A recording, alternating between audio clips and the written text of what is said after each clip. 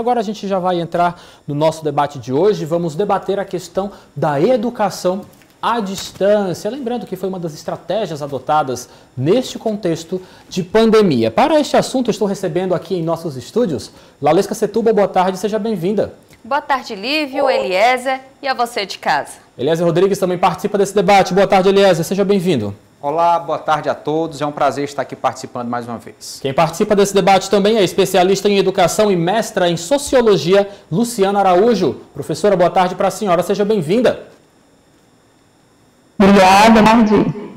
Quem também participa do debate é a professora e pesquisadora do Centro de Educação Aberta à Distância da UFP, SEAD, Nádia Nogueira. Professora, boa tarde para a senhora, seja muito bem-vinda.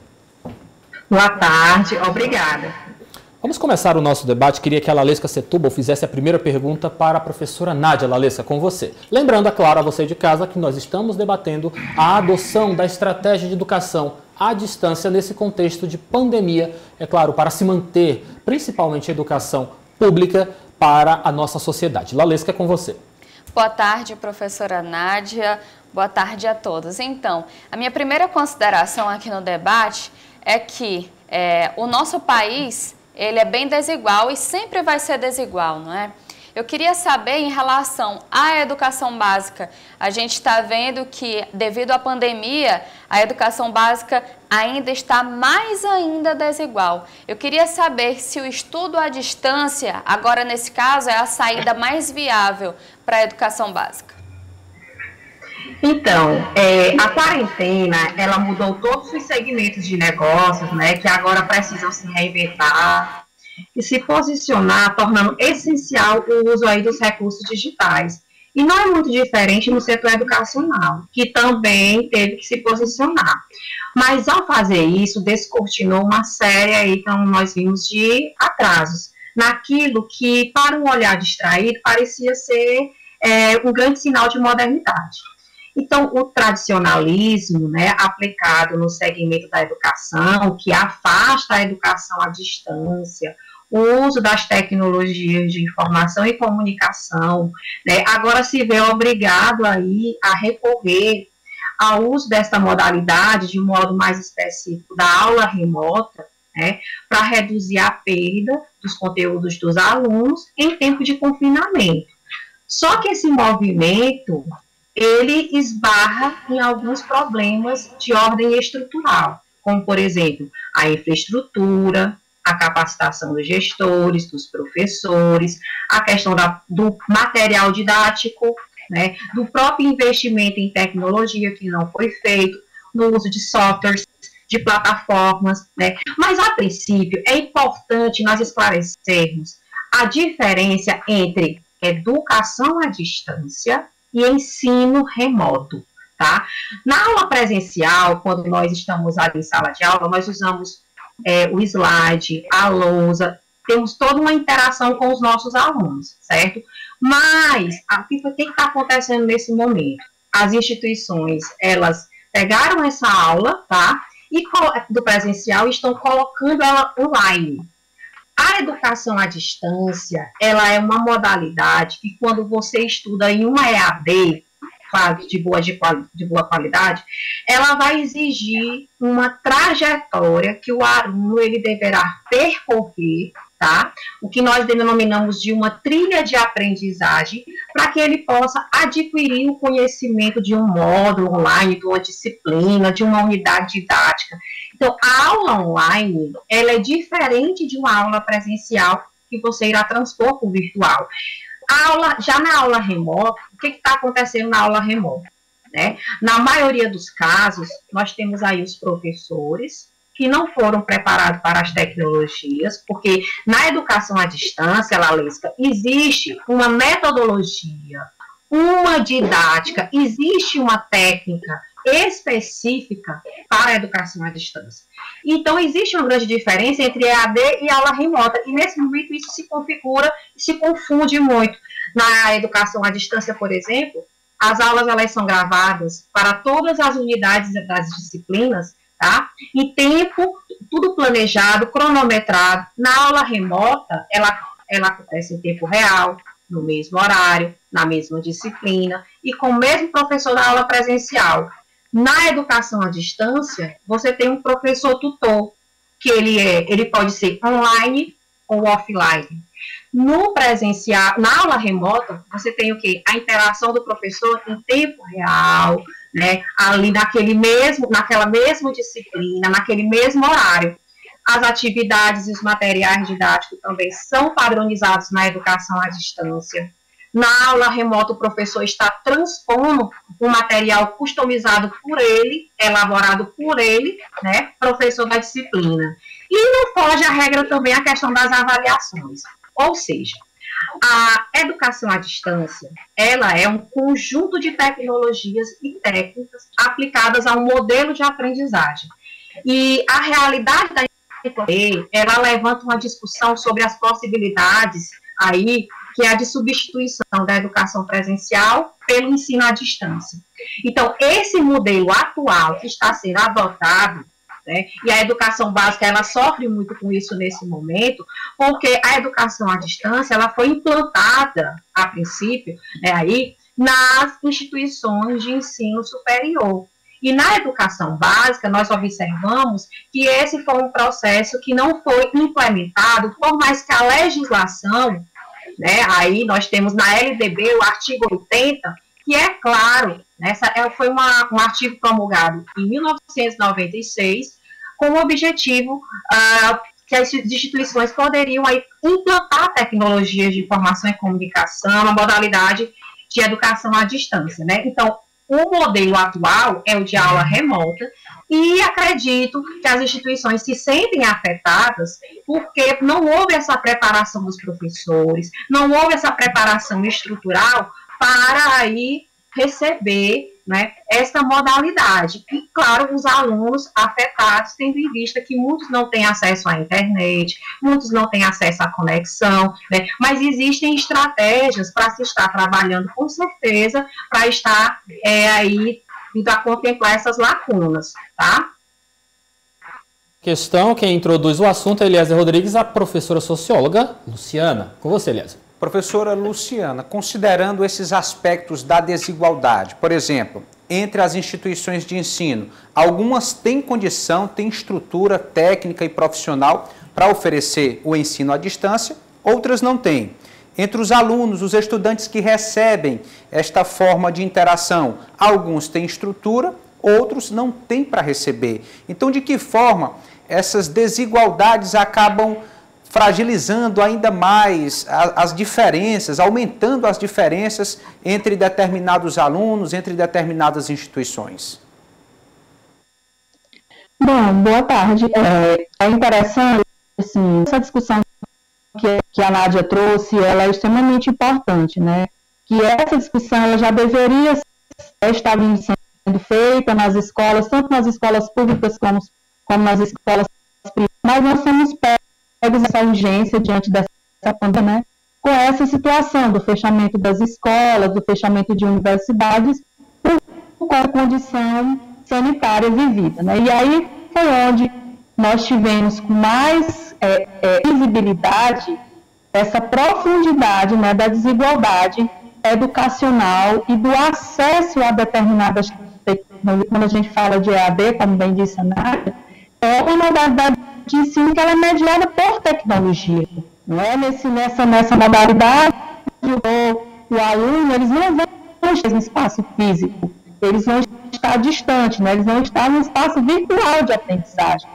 E aí, nesse momento, a gente aprofunda a nossa desigualdade educacional, econômica, social, diante dessa situação. E aí nós vimos as escolas, né, não tem como a gente deixar de ressaltar o MEC tem deixado de trazer esse debate, né, e se já tomou uma decisão agora de adiamento do Enem, para mim uma decisão, se não fosse uma movimentação por parte dos educadores, por parte do Congresso, estaria mantendo o calendário do Enem. Portanto, nós entendemos que essa situação ela é extremamente prejudicial para os alunos da escola pública, né? Na escola na qual nós sabemos que mais de 80%, né, do público que faz o Enem são na escola pública. E aí nós temos as dificuldades a ser enfrentadas, sobretudo de acesso a essas tecnologias. E aí é interessante a gente trazer um dado do IBGE, da PNAD, ele vai colocar que mais de 46 milhões, né, de 6 milhões de brasileiros não têm acesso à internet. Então, por aí você tira a dificuldade desse jovem adolescente que está no momento de uma ação, vai prestar um concurso, não é, uma seleção, onde ele não tem acesso a isso, onde ele não está no ambiente presencial da escola, que é extremamente importante na construção desse conhecimento e desse saber. A gente fala das relações, né? A escola, essa habilidade muito importante. Então, isso deixou muito, muito evidente essa dificuldade. E aí, ao resistir e não querer adiar, não é, a data de um exame, isso é extremamente cruel para dos nossos adolescentes que são alunos de escola pública. Porque quando diz das aulas remotas, e aí nós, professores, não fomos preparar a nossa formação para essa situação, ainda que a gente tenha várias estratégias, opções, eu posso preparar boa, fazer meu slide, fazer minha aula na audioaula, e aquele aluno lá na base ele não tem acesso a isso, né? Alunos que moram em ambientes onde tem um número muito grande de pessoas, e aí você precisa estar no ambiente. Para mim vir participar desse, eu tive que me ficar aqui na minha salinha de estudo, ambiente mais silêncio, para poder participar. Então, quando você vai acessar essas tecnologias, você precisa ter toda uma estrutura de familiar, espaço físico, de tecnologia, que te possibilite a você acessar com qualidade esse material. Então, assim, esse processo, ele tende a aprofundar cada vez mais, não é, esse distanciamento entre alunos que têm acesso a essas tecnologias, e a conteúdos, né, e para além disso, aqueles que não têm condição, né, em situações em que nós temos um ano letivo que na escola pública tem alunos que não têm acesso ao livro didático, né? Então, como é que esse aluno vai conseguir avançar, né, vai conseguir enfrentar essa situação que está posta sem se sentir prejudicado? Eliezer Rodrigues, vamos à nossa próxima questão, que eu acho que realmente está totalmente linkado com um assunto que já vem sendo tratado pela socióloga Luciana. Eliezer, com você, questão para a professora Nádia. Professora Nádia, no que diz respeito a esta decisão de adiamento das datas da prova do Enem deste ano de 2020, foi importante, realmente era a melhor alternativa para o momento, necessária? Acredito que para o momento seja pertinente, tudo pelo contexto que a professora Luciana abordou, quais serão os meios que esse aluno irá aí trilhar essa aprendizagem para poder se apropriar do conteúdo e aí chegar ao Enem com esse conhecimento, com essa base, né?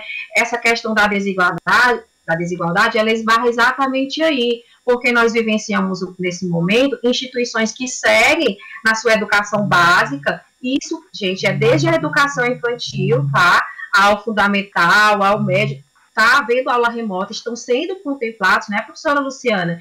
E, enquanto isso, os nossos alunos aí da rede pública, eles não estão sendo contemplados, eles estão sendo desprivilegiados nesse momento. Então, eu acredito que foi uma decisão, acredito que acertada, até porque estamos vivendo um momento de indecisão, é muito indeciso esse momento, né?